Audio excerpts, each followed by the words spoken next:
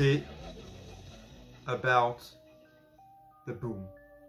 Ce soir-là, à l'heure où je parle, mercredi soir, tout va être autour du boom.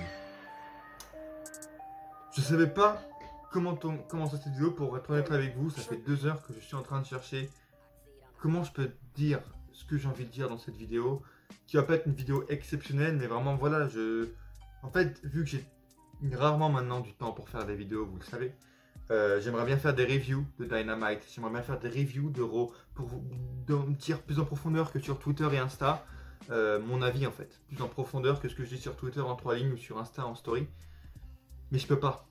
Et j'ai envie de trouver des moyens de comment vous faire un peu comme des sortes de reviews, c'est-à-dire vous dire mon avis, mais dans d'autres formats, et c'est un peu comme des formats comme ça où je vais vous proposer des vidéos le jour où il y a un gros show, le jour d'après un paper, un show, un weekly, ou tout simplement des vidéos comme j'ai fait pour ce qui était un peu une vidéo, on va pas se le cacher, une vidéo un peu fantasy booking, et ça s'est réalisé avec en plus des surprises sur les surprises qui étaient pas qui étaient des surprises en fait.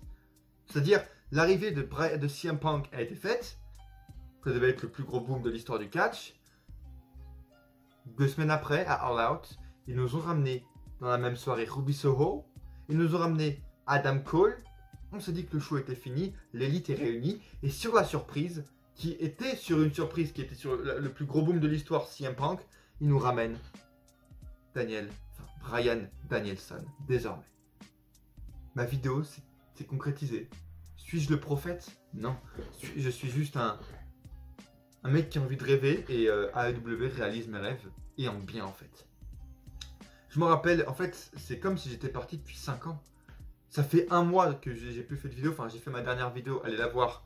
Je parle de Biggie, c'est un Every Catch où je raconte en fait un peu le futur de la WWE. Pourquoi la WWE est en train de changer, pour quelles raisons, est-ce que c'est bien ou est-ce que c'est mal.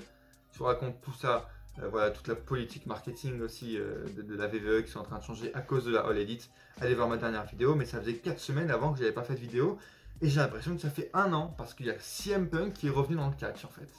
CM Punk est revenu dans le catch, et je me rappelle très bien du jour où je l'ai vu et où je l'ai vu.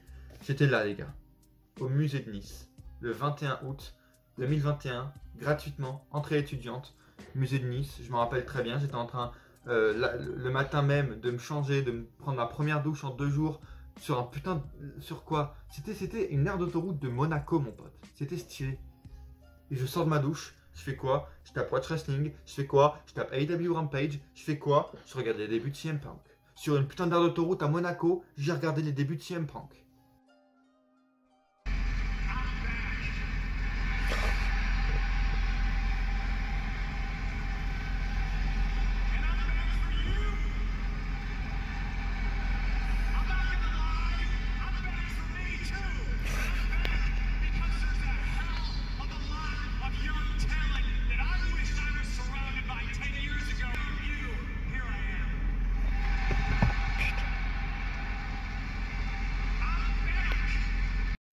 Et comme vous tous en fait, c'est un moment, on rêve tous, on le fantaisie tous, on l'imagine tous, et on l'a jamais cru possible. Ah oui, mes cheveux au fait d'ailleurs, petite évolution, vous avez vu maintenant il y a la queue de cheval. C'était un des moments les plus marquants de l'histoire du catch, et on sait tous, on était à ce moment-là, moi j'étais là-bas, et j'ai regardé la première promo, la promo en entière, les 50 premières fois où j'ai regardé cette promo, c'était là-bas, à ma sortie du musée de Nice, où j'ai réalisé en fait. J'ai fait, en fait, ils sont en train de révolutionner le catch. Mais c'est même pas, je suis pas un pro AEW, comment c'est pas, je suis pas un pro WWE, je suis objectif, j'observe la situation. Qui actuellement, et c'est la question que demande à mon pote qui était avec moi, avec qui je suis parti à Nice. Vraiment, je me suis posé cette question-là quand j'étais en face du musée de Nice, qui est incroyablement beau. J'ai fait, bon Dieu, mais est-ce qu'il y a encore des catcheurs qui ont envie d'être enfermés, d'avoir des restrictions, d'être vraiment restreints dans leurs mouvements, dans leurs personnages, d'être encore en fait employés à la WWE avec toutes ces contraintes, avec tous ces bookers qui sont cons, tous ces officiels qui te foutent tes affaires dans des sacs poubelles? Vraiment, est-ce qu'il y a des gens qui ont encore envie d'être dans cette situation alors qu'à côté, t'as l'AEW et à côté t'as la chance de pouvoir un jour affronter dans un monde réel en 2021 CM Punk.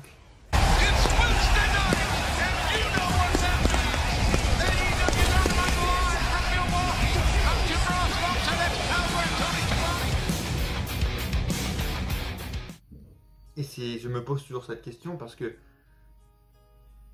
ce soir, ils vont proposer la AEW un des plus gros shows de leur histoire, même s'ils en font un par mois de weekly spécial. Là, en fait, c'est all about the boom parce que c'est tous les gros événements qui sont passés ce dernier mois, qui est un des mois les plus chargés, les plus over, les plus incroyables pour la All Elite, qui vont se concrétiser maintenant, en fait. Toutes les cartes vont être jetées. Hein, la Battle Royale Casino, tu vois, la Casino Battle Royale, on est au Casino, Blackjack, je jette toutes mes cartes, qu'est-ce qui se passe? Bryan Danielson va faire ses putains de débuts à la All Elite. Ruby Soho, on va savoir dans quelle direction. Est-ce qu'elle va devenir championne? Dans quelle direction elle va aller? Est-ce qu'elle va faire un turn? Est-ce qu'elle va aller sur une autre rivalité avec une grosse autre superstar et qu'elle va servir à mettre les autres superstars en avant? L'avenir de Ruby Soho va se dessiner ce soir. Bryan Danielson va faire son premier match ce soir face à Kenny Omega dans un match d'exhibition. Et là aussi, on arrive à un point que je veux étayer. Maintenant, en très peu de temps, parce que j'ai envie que cette vidéo soit courte et que vous compreniez mon point de vue rapidement, en mode un peu review, tu vois. Review 2021, bienvenue sur Darren Ennis Catch. Abonnez-vous. Ce qui est intelligent là, c'est que Kenny Omega, en fait, quand il affronte quelqu'un en 1v1, c'est qu'il y a une raison derrière. Et chaque champion majeur, pour être dans le ring avec un champion, c'est pas comme à la WWE en fait. Où, genre, Roman Reigns va être dans le ring face à un putain de mid-carder pour prouver que c'est le meilleur. Tu vois, ou Bobby Lashley qui va affronter Xavier Woods à Hell in a Cell alors qu'il a aucun mérite. Xavier Woods va affronter le champion juste pour prouver regarde Kofi Kingston, je suis pas aussi ton pote, hein, tu m'as challengé. Ça se passe pas comme ça. Nakamura il va pas aller affronter Chad Gable parce qu'il doit affronter Chad Gable. Tu vois, il y a une raison derrière. Tu vas pas courir derrière le titre 24/7 parce que t'as rien à faire, non, parce que t'as une histoire derrière. Quand t'es sur le ring avec un champion à la All Elite, c'est parce que soit t'es challenger numéro 1 en fait dans le ranking, ou soit tu vas arriver numéro 2 ou numéro 1 dans le ranking, ou soit tu es dans une des rivalités avec le champion.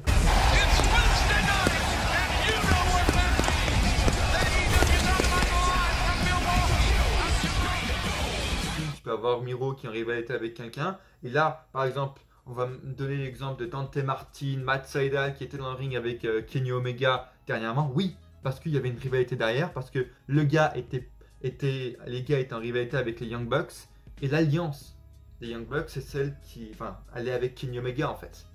Donc la troisième et seule raison pourquoi il est dans le ring avec un gars, c'est parce que c'est pour être en backup de ses potes de toujours et pour renforcer une alliance, c'est-à-dire l'élite. Tu vois, comme Reigns qui affronterait, ok, ce lundi, c'est déjà passé sûrement, il y a eu le New Day face à la Bloodline à Raw. Il le fait pour lui. Et les Usos, pourquoi ils sont dans ce match? Pour soutenir en backup la famille, la Bloodline, Roman Reigns. Il y a une histoire derrière.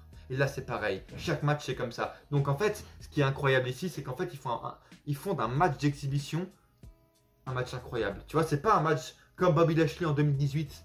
Tu vois, pour prendre un début basique, Bobby Lashley ou Doudrop. C'est pas, Doudrop, elle va aller affronter Naomi pour dire, regardez, Doudrop, elle là, elle sait faire du catch. Ou Bobby Lashley ou un autre mec, quand il fait ses débuts, c'est pas c'est un match d'exhibition pour faire un match d'exhibition type catch 2021, c'est-à-dire il dure 5 minutes pour prouver que là il est fort, il a gagné, regardez il est là. Oh dis donc. Les matchs d'exhibition sont rares à la All Elite en vrai, sans déconner. Et important de ce calibre là. Et c'est ça qui est fou en fait. C'est qu'ils nous vendent un match d'exhibition comme un match de putain de pay-per-view en fait, de main event. Et Bryan Danielson, il a la légitimité. Et c'est ça qui est bon, tu vois. C'est ça qui est hyper subtil. Ils font pas affronter Omega Danielson parce que Danielson est arrivé, parce que c'est le plus grand catcheur. C'est le plus grand catcheur, certes, mais c'est parce qu'en fait, il a 0 victoire, 0 défaite, il a aucun match.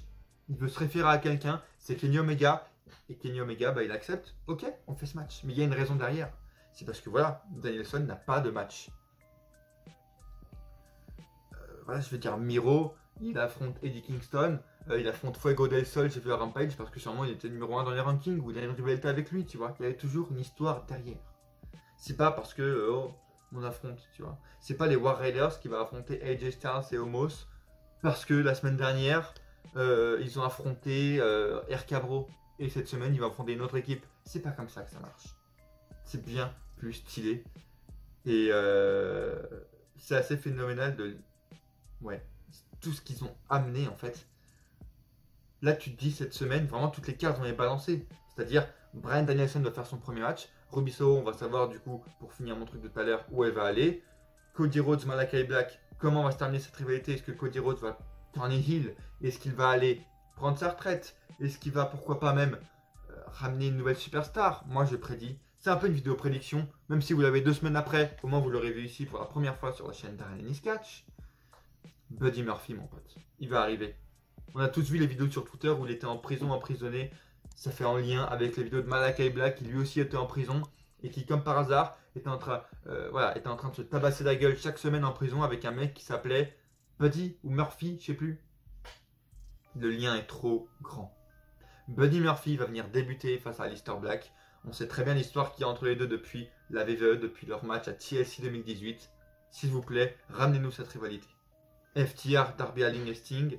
MJF, Brian Pillman, qui, voilà, Brian Pillman qui s'est foutu de la gueule du père de Brian Pillman, du coup, la semaine dernière. Il y a une légitimité derrière. CM Punk, qui fait une interview, en fait. Et c'est fou de le voir là. CM Punk, en 2021, est dans un show de catch. Et en plus, il est là chaque semaine, quoi. Tu sais, c'est pas le Brock Lesnar du catch. C'est pas le Brock Lesnar. Et c'était l'un des 2-3 plus gros free agents de ces 3 dernières années en liberté en fait. Et même de ces 10 dernières années. Mais c'est, voilà, toutes ces dernières années, les 3 plus gros free agents, c'était Brock Lesnar, Bryan Danielson et CM Punk. Et tu te dis que la WWE n'en a pris qu'un sur les 3. La plus grosse compagnie de catch en a pris 1 sur les 3. Et ce que j'aime bien aussi, ce que j'ai envie de mettre en avant là, dans cette vidéo, en mode, c'est un peu un... Pourquoi la AEW a changé le monde du catch? Enfin, ce que j'ai envie de dire, c'est que là, je résume un peu les points qui font que la AEW est ce qu'elle est aujourd'hui et pourquoi ça marche.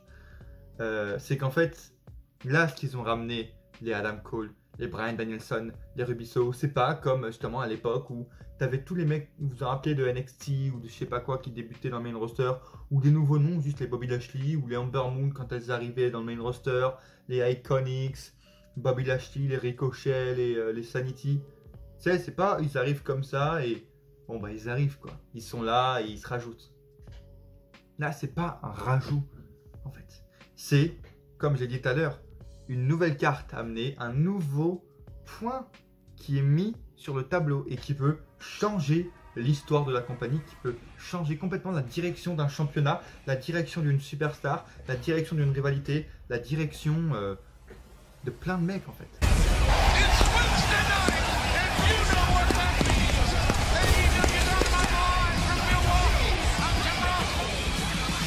Adam Cole, qu'est-ce qui va se passer avec l'élite? Qu'est-ce qui va se passer avec Jay White? Maintenant que les portes sont ouvertes, et c'est ça aussi, c'est qu'il n'y a aucune barrière avec eux.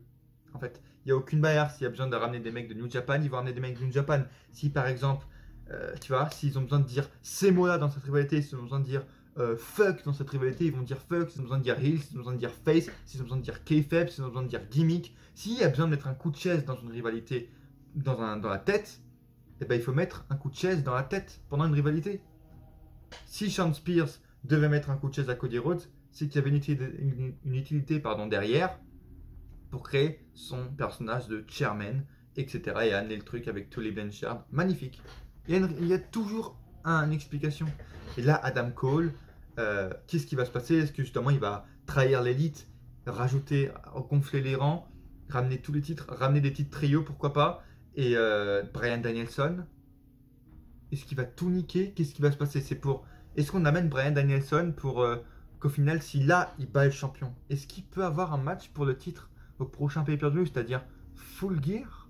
Mais est-ce qu'il n'y a pas quelqu'un d'autre à Full Gear qui devrait affronter Kenny Omega, qui devait affronter Kenny Omega à All Out?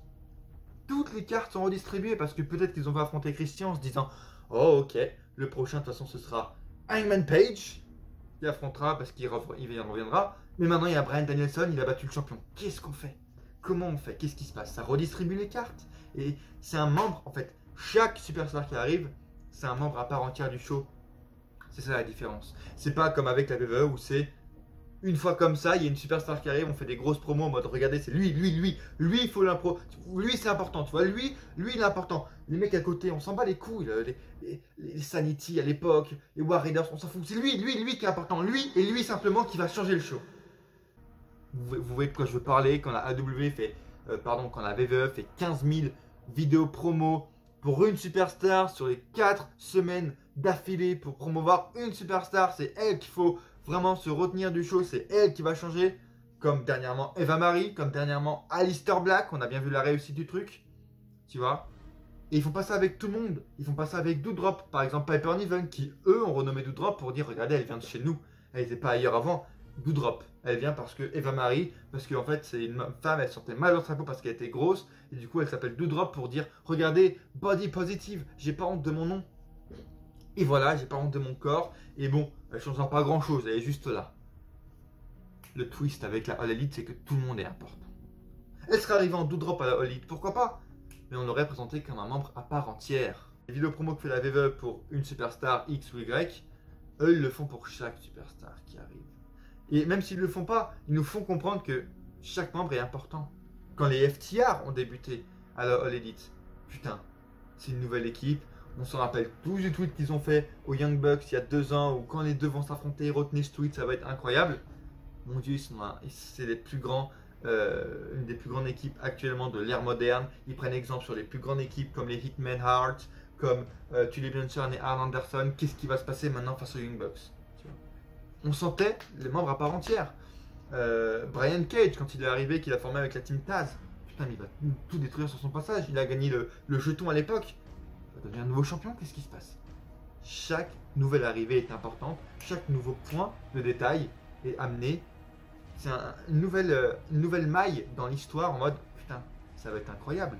Pourquoi? Ça change complètement la direction. Et c'est beau. Et c'est beau. Si cet homme, par exemple, on en discute ou pas, s'ils arrivent à ramener cette personne-là avec un personnage ressemblant à The Fiend, mais la All Elite ne sera plus jamais pareil. C'est pas comme Rétribution, tu vois, où putain, ils cassent mon ring, mais je vais quand même leur donner un contrat pour voir ce qu'ils donnent. Là, mon pote, il arrive lui, la All Elite, genre on peut créer une storyline de fou, tu vois. Je vais pas vous la dire parce que je pense en faire une vidéo spéciale de ça. Tellement ça peut être fou.